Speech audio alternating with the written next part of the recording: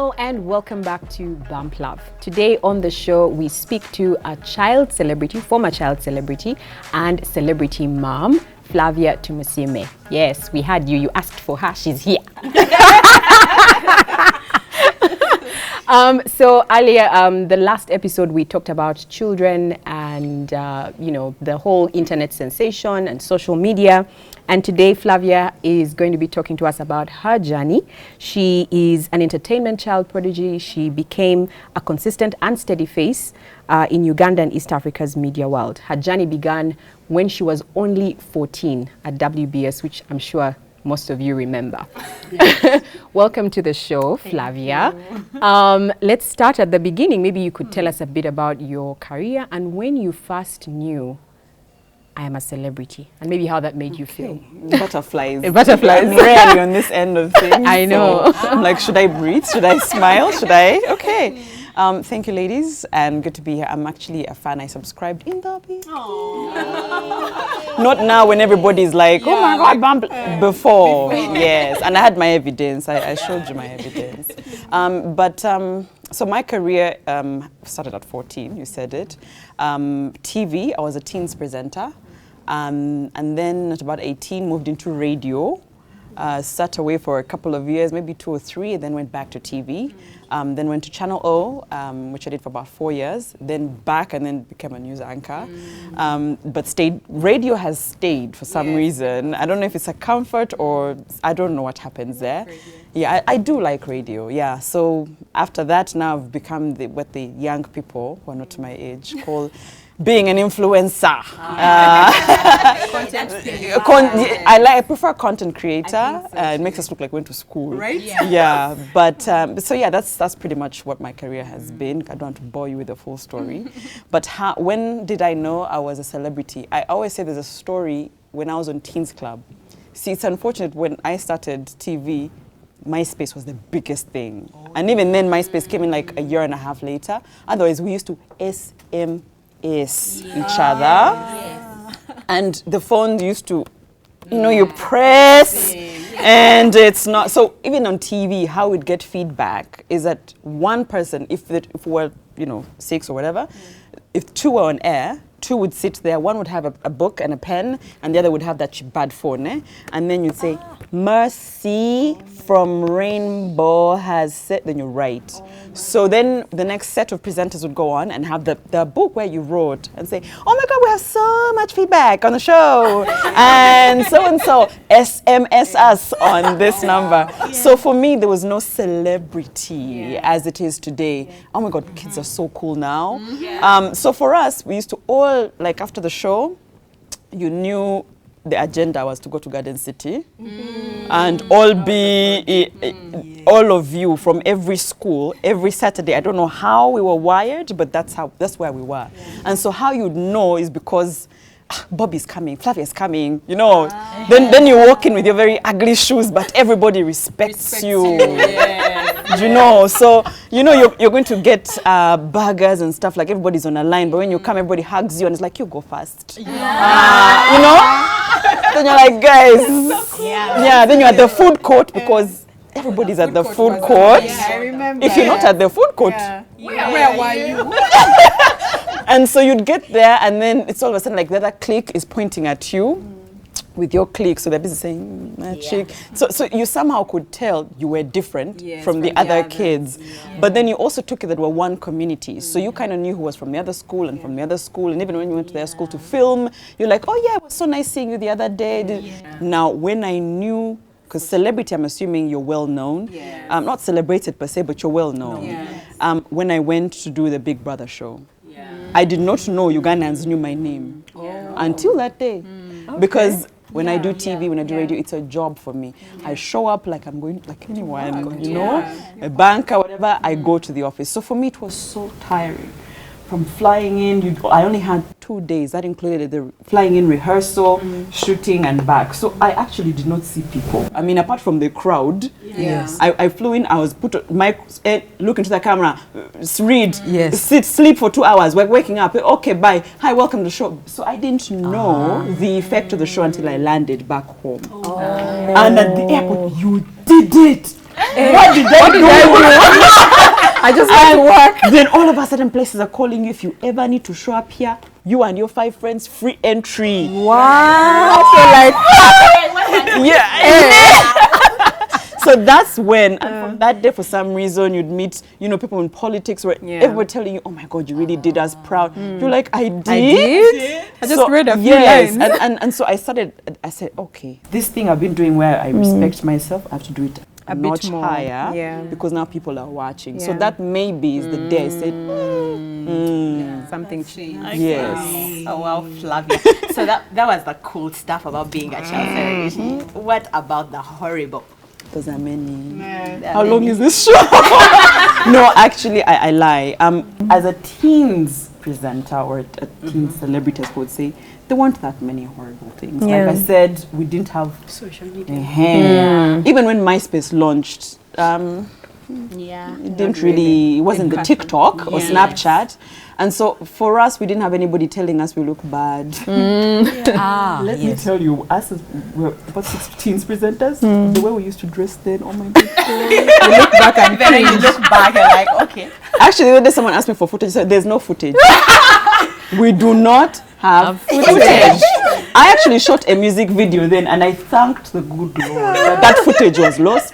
I pray it is still lost. Because we didn't care. Yeah. And what is not happening today is that we used to dress like actual teenagers. Yeah. It's as if your parents picked for you blue, green, go. That's how we used to dress up. Then we used to talk about our parents. Nowadays you really can't be saying my mom, my dad. Then we were really kids because the environment let us be kids. And so some of these things didn't really happen to us. The transition of what started being as horrible was when I used to do the show with a certain young man. They segmented the show with this young man who I still really care for today because I understood this person. I had gone to school with this person and I ended up on the show with them, and I used to really defend this person. But then I never knew, because I was a teenager for long and I was on this end of things. He was slightly an adult beyond us. And so he used to hang with the musicians, the sherebs, the actual sherebs of those days. And then sometimes he was like, but you can come and hang with us on Saturday. So that one Saturday I went to hang with his friends, the sherebs. Then I saw their life and I'm like, but you guys, can you stop smoking?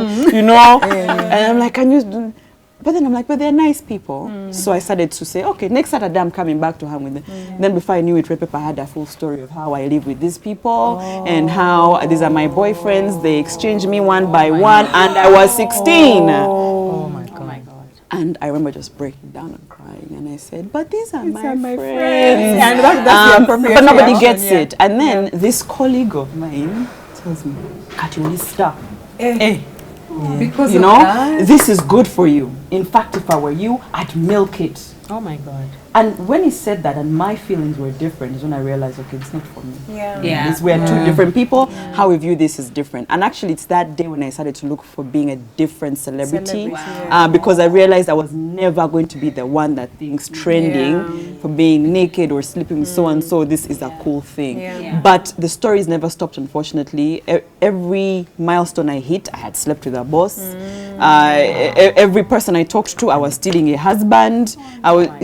And I don't know if it was just the tabloid strategy for just getting into the market, but they really, really were not kind. You understand what I mean? There's actually, and unfortunately, I'll never forget that a picture was taken. I was at the table. I don't drink beer, everybody knows that. But there were like 8, a brand I won't say, for branding, and they were right in front of me. So you know how it's like campuses when you keep everyone's bags at the club. So I was at the keeping table alone because other people were Bambi dancing. Yes. And I was like, it's okay, me the 18-year-old, I shall sit here. And keep Picture the was taken drinks. because I was one With who was all this known. They booze. said yes. Wow. So I won't lie, the things that have been written, they could have made me change careers so easily. So yeah, of course, since you're in the public eye, there will always be stories. But I'm intrigued by. So there's stories and then there's scandals. Like there's real scandals. And there's been, celebrities. So maybe between your teen celebrity status and maybe your adult celebrity now, I'm intrigued by the fact that I don't think I have had real scandals with attached to your name, and especially self-inflicted, because now we know, as you said, your colleague said, now you are a star. So some of them put it on themselves and then milk it. So how is it that how have you managed to remain mostly unscathed by, scandals in the public eye? Or maybe like Angie and I, we have PhDs in minding our own business. So maybe we don't know. I don't know. But no, I haven't had. I would have known. Even me who doesn't. There is nothing really. So how do you do this? You don't mind. We used to read red paper like this. What we take Flavia good. But she was not there. Like when I'm going to find Flavia. No. Isn't that a good thing? No, but I'm so glad she said that, because that's how I feel Ugandans used to look at me, that thing, but also you, when will you be wrong? And I know that because, and I'm going to say it because I don't want it to be like a little goat in that room. It's not even an elephant. I went and made a mistake of being honest on 30 Days of Flavia, and someone decided to, as Ugandans do, not read. They read first line and last line. I said, that is it, she's foolish. And let's make her trend. And I said, but did you read? If you had read, you would see what I said. And a lot of people, I don't think were saying bad things about me just because they know me. They were just saying, oh, finally, let us be rude. Let us, but I understood it, and I said, it's fine. Self-inflicted, impossible. I made a choice a long time ago that I would not, and I'll say this very lightly, enjoy my life the way I should have for the sake of my name. I made that decision a long time ago. It was a conversation I had with the late Banji, and after that full long conversation, I decided I will not do certain things in public. I will miss the fun. I will miss the stage. I will skip the stage because of who I want to be. So a lot of why certain things have not happened, I'll allow. There's a lot I have missed. There are things I see my friends doing, I'm like, when I make money, I will live one day of life. Because I truly decided, whilst my age mates were doing certain things, I said, I will not do that. I will not say that. Even the way I communicate online, you will say there are certain things I will not say. There are certain battles I will not fight. You understand? I decided very early. Even, I said, even if you bury my mother on social media, I'm not going to I will engage. not come to it. Even if you wait, I don't know what you're going to say, I will not come to it. Because I decided a long time ago, I know who I want to be in 10 years, in 15 years, in 20 years, and you here today, you will not come against it. But also, that's really what you ladies have said before, I mean, I was 14 when I got into this. I'm 30, actually 32. Let me tell you, I have seen it all. Not what you people see on social media. They're behind the scenes. And let me tell you, people are troubled. People are deeply troubled. Okay? The people who, let me tell you, I'm like, people are celebrating this. Then I'm the one who reaches out. I'm like, but I know you're not fine. Talk to me. Me, it's okay. Me, I won't tell them. You talk to me. People, to keep up, have done so many things that you wouldn't wish your children to do, you wouldn't wish your friends to do, just to be the people you like. Celebrate. You understand? And I've seen it break them. I've seen them die a very sad death. I've seen them have nothing to their name. Yes, that. It's so true. Like, I don't know how to even say that loudly. They have zero. In the public, they are the everything. You understand? And I said, that will not be me. That at least not from me. People have come for me. That one happens all the time. But I try and be honest. I try and be real. So that, I mean, you take what you take. But I'm consistent. So because you will doubt in the first year, second year, like, by the third year, you're like, that's how. That's that's how. So that's how me, I just allow. do it. It does. That's for me. Bashed and be silent and be silent. Like, what did your parents have to do with this? You know, because this is a motherhood show, and we know what's going to happen with our kids. And many of us are just like, when I get my daughter turns out like Flavia because of all the celebrities at least. Please, Lord. So. What you know, it would be interesting to know whether your parents had anything to do with, like, how you were raised had anything to do with how you finally turned out, even to just have that mature mind, because we've had many child prodigies complain, I was never able to be a child, I was supposed to grow up. But what you're trying to say, like what you're doing is you almost literally celebrated the fact that you grew up before everybody else, and it has allowed propelled you in life. So what did it have anything? Where do your parents come in? Yeah. I'm glad it's mothers. Mothers. Because the biggest praise is about my mother. But of course, I mean, without a choice. My father died when I was 9. And I always say he's probably now at the rate, like he died very early. So I think he's like prime minister now of the ground. You get, like, I feel like the way he was intelligent, he must have he has reached prime minister level now. So for me, I don't get sad about it. I'm like, how, daddy, I think that, you're a cool guy down there. Leo. But my mother, see, I think that, well, we had a conversation with my mother about exactly this. Yeah. One, she was my friend. Because when my father was alive, I feel like the lines were a bit iffy because there's a point where they separated and I could tell because I was thrown to boarding school. It was a nice school, but it was still boarding school and I was like 6 years old. And then daddy would come on his own. And then mom would come on her own. Yeah, but they were fantastic parents together. But when my father died, the difference was immediate. You know, drivers used to drop you to school. Now you're in a taxi, 14 passengers. Even the kameme, you know, there's somebody like, you know. But my work started there. As a child, I said, but it's fine. I mean, after all, the other car was empty. There was no one. Now at least we have chaps talk too. So my work started immediately as a child. I don't know how. Maybe it's just how you're inborn, really. But I was content from a young age. For me, I was the type, even when my mother had nothing and said, listen, level with me. You are in a mansion, you are going to a one-room house. One bedroom. I said one room. I said, what? That means you and I are even closer. Do you understand? So I was content from a young age. Because I'd seen the rich side and the poor side. And I said, even rich people are weird. They go in another room, you can't even talk to your father. There's a man dining, you're sitting and the next person is the other side. Now we sit with our plate like this. We're close. So for me, I don't know, maybe that's just something inborn, but it would be nice to teach your children about contentment at a young age. That helped me. Because when I would see how other people are doing all these nice, cool things, I'd be like, that's good for you. You look nice in that thing. No, I don't want. You understand? So even when trends would come, I'd be like, it's okay. It's not for me. It looks good on you. Oh, I'll do it, but do it differently.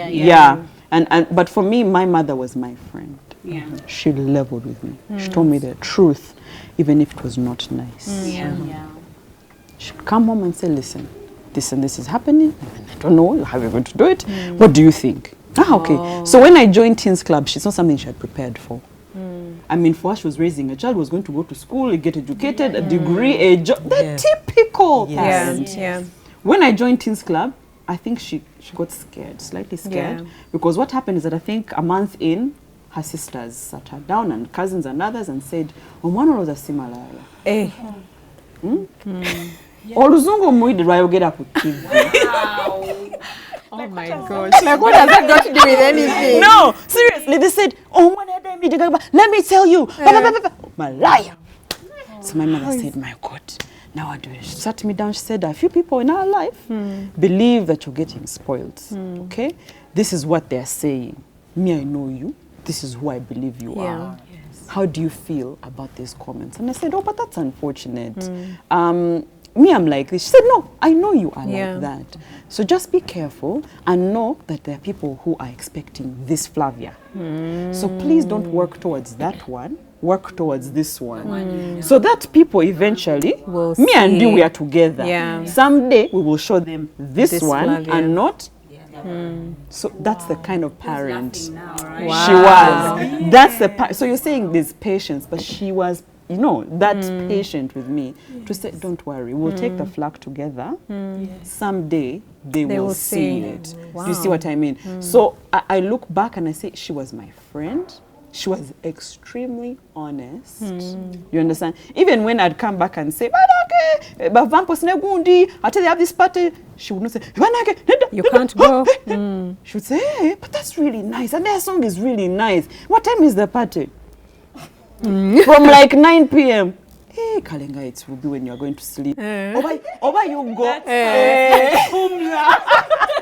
Logic. Is this the way? Okay. Proper logic. Should say, no, Katinga, it will be late. How will you come back home? I say, I think one of them has a car.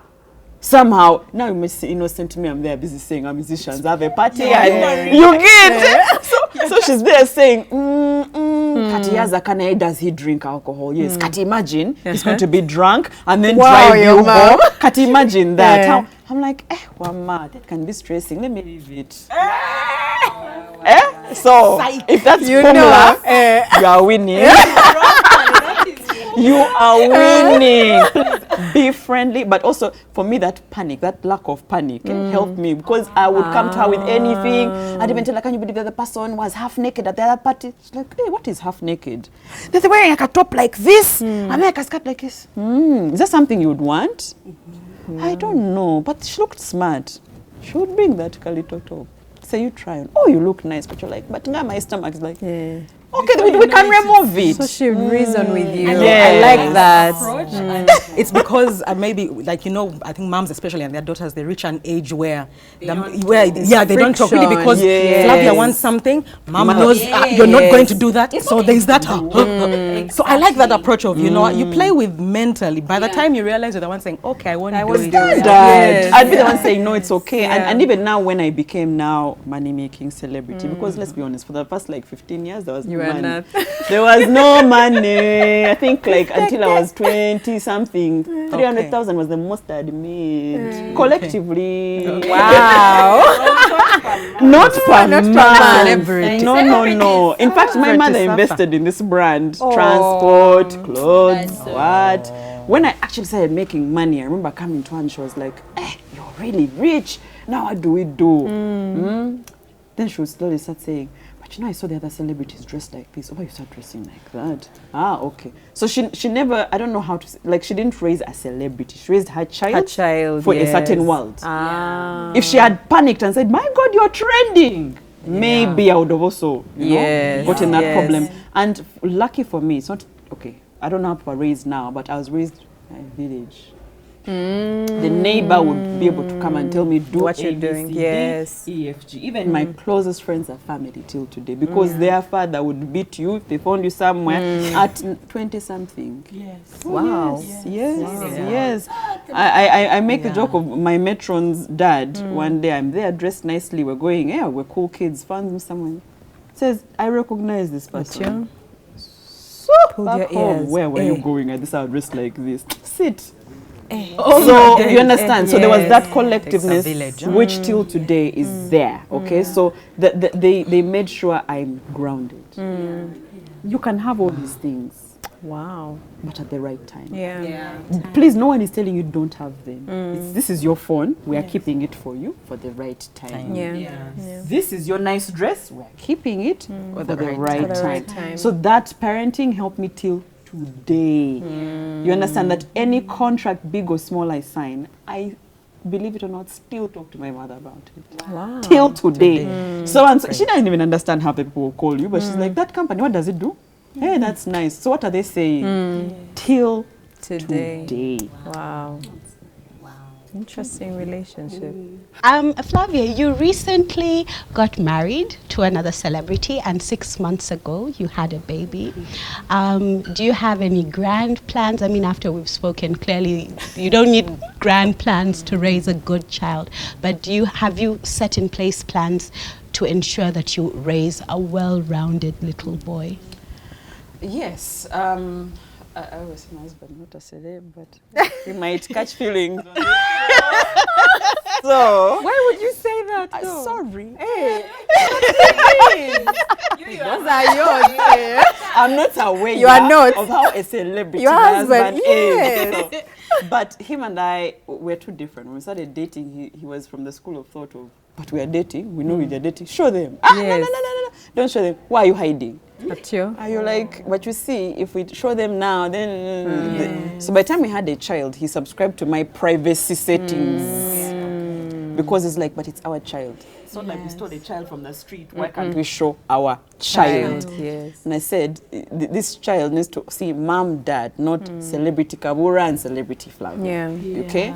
And the minute we start showing the child, we're going to miss the moments. I see it from how we behave, because we are the parents who don't take that many pictures of the child. Even when I was pregnant, I think I missed taking pregnancy that one pictures, because I was like, but I'm dealing with the pregnancy. Later I shall deal with the pictures. So even the parenting, we've decided to be present as parents, ordinary parents, because we even decided to have ordinary friends, couples with children, and those are the ones we want Liam to be exposed to. We want him to know that there are other occupations. No more people, and no more jobs.